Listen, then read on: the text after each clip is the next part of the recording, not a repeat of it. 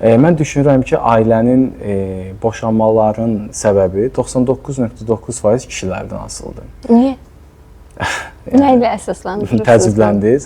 Mən nə ilə deyim bunu əsaslandırıram? Adətən kişilər bunu heç vaxt üzərlərinə götürmürlər də. Deyirlər ki, ən azından yarı-yarıdır. Əgər 50% günah xanımdadırsa, 50% kişidir. 99,9% kişidən asılıdır. Yəni bu sözün altını qırmızı çizgi ilə vurğulayıram.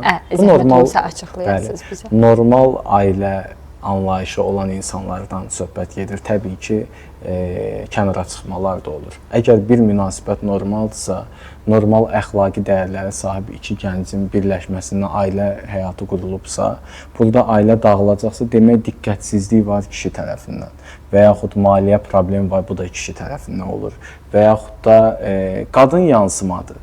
Kişinin atdığı addımların qadın yansımasıdır. Mən belə düşünürəm.